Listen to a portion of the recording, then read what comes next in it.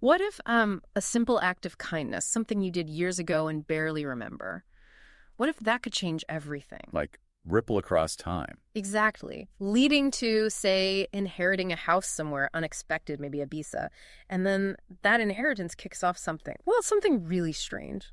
That's pretty much the setup for the story we're looking at today, isn't it? Grace Winters. Yeah, Grace Winters, a retired maths teacher. Her life gets completely turned upside down when she inherits this house from Christina Papadakis, someone she knew, but only briefly years before. And inheriting the house is just the start.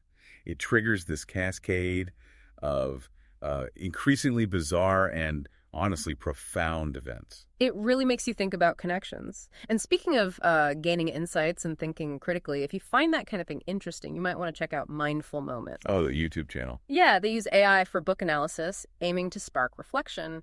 Kind of neat. Interesting. So our focus today is Grace's own account, right? Her writings from Ibiza. That's right. It's her firsthand experience, this mix of, personal thoughts and these just extraordinary things happening to her. It's not your typical memoir, that's for sure. Not at all. So what we want to do is explore how this inheritance pushed her to question reality, maybe develop some unusual abilities. And confront things that are, well, way outside normal understanding. All because she showed a little compassion once, years ago. It's quite a journey. It really is. And what strikes me right away is the contrast.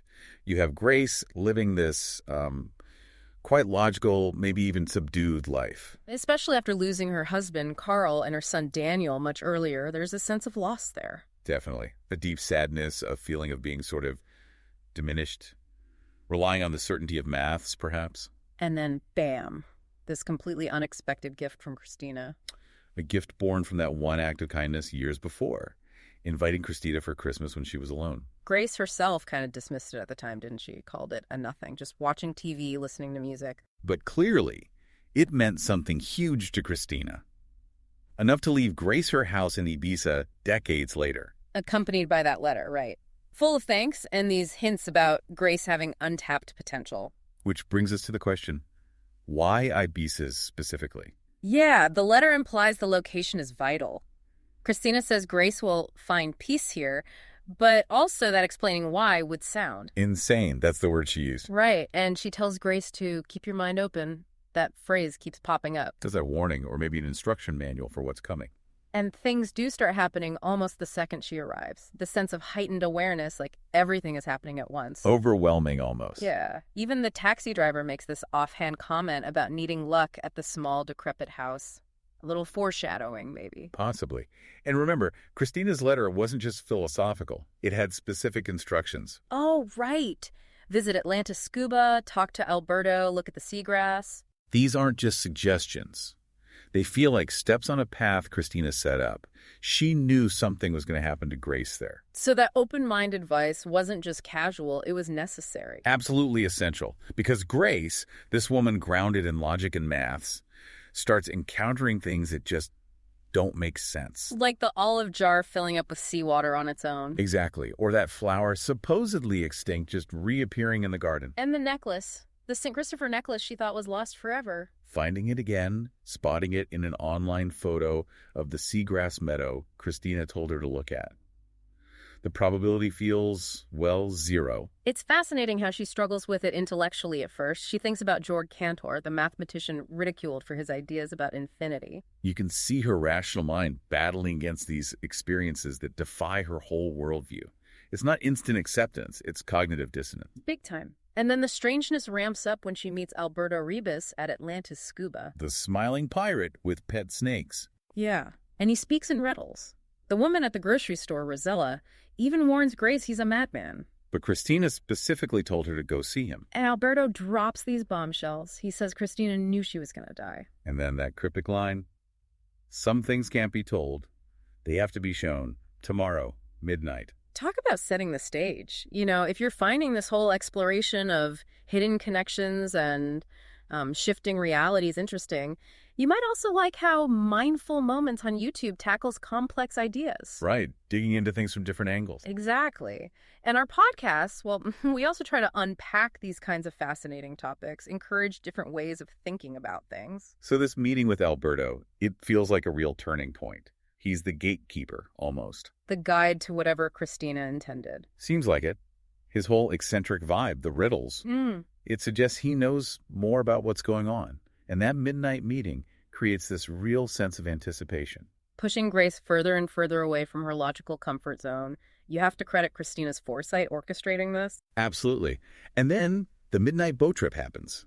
That's when things get truly extraordinary. The light in the water, the presencia. Yes, this luminescent sphere that seems to heal an injured fish right in front of her. And then it moves towards her. And she has this experience. Hmm. She describes it as being in another place entirely. Beautiful, pristine nature, pure air. A feeling of total freedom, she says. All happening in a blink.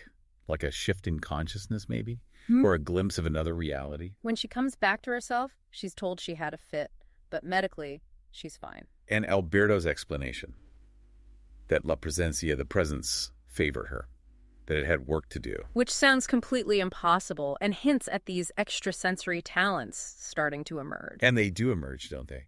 Suddenly, she can understand Spanish perfectly. Yeah, and she just knows things, like looking at a photo of Christina and her husband and instantly grasping the complexities of their marriage. Or knowing details about songs she's never heard. Yeah. It's like her senses have been dialed way up. A feeling of deep interconnectedness, she calls it, an intuitive understanding. It's a massive internal shift. That old emptiness is just gone, replaced by this intense engagement with everything. Alberto compares her to dolphins, right, with their way of sleeping with half the brain active, suggesting her sensory processing has changed. Right, this initial overload starts opening her up to a completely different way of experiencing the world. But then the plot thickens again with Art Butler. Ah, yes, the antagonist arrives. The powerful developer wanting to build on the protected land around Esvedra. And Grace, using these new abilities, she senses he's dangerous, possibly linked to Christina's death even. And that he might have some unusual abilities himself. So it sets up this conflict. Grace, now empowered, maybe guided by La Presencia, against this force threatening the island, threatening the very interconnectedness she's just starting to perceive. It brings up that theme of responsibility, doesn't it? Christina apparently saw Grace becoming a protector. Exactly. Because, as Christina believed, it is impossible to feel life so deeply and not want to protect it. So Grace, who felt so small before, is now drawn into this fight to protect Ibiza's soul, almost. And it leads to that climax, the protest against Butler's development, the confrontation on the beach. Where Grace seems to connect with La Presencia again and sends out some kind of signal. Yeah, drawing the island's wildlife, birds, lizards, everything to confront Butler. It culminates in his death, but not directly by her hand. It's this bizarre encounter with a Portuguese man-o-war jellyfish. A creature supposedly rare in those waters, highly improbable. Which just reinforces this strange, interconnected reality she's now part of. Butler's gone. The island is safe, for now. And Grace has become an active participant in these events in a way she could never have imagined. The lines between her inner world and the outer world are just blurred. So we look back at the whole arc. Grace starts out lonely, feeling inadequate. Still grieving, relying on logic. Then comes Christina's kindness, decades later. The inheritance, the move to Ibiza. The encounter with La Presencia, unlocking these enhanced senses, maybe even telepathy. Which gives her this unexpected courage to stand up to Art Butler. And finally, embracing this new, deeply interconnected view of reality. It's a really positive message, isn't it? How kindness can trigger profound change, how maybe our perception can expand beyond what we think is possible. Absolutely. Grace's story really pushes back against the idea that reality is just this fixed, mundane thing we perceive day to day. It suggests there might be so much more beneath the surface, deeper connections, untapped potential within us. Makes you wonder. It really does. Could our everyday reality hold more mysteries, more connections than we currently perceive? And I mean, what could be unleashed just by a single act of genuine human connection? That's the lingering question, isn't it? Definitely something to think about. If this exploration sparked your curiosity, please do subscribe and maybe share it with others who enjoy thinking critically about the world. And if you want to read Grace's full account, there's a link to purchase the source material in the show notes. You can dive even deeper yourself. Yeah, absolutely. And most importantly, just keep questioning, keep exploring. And keep your mind open.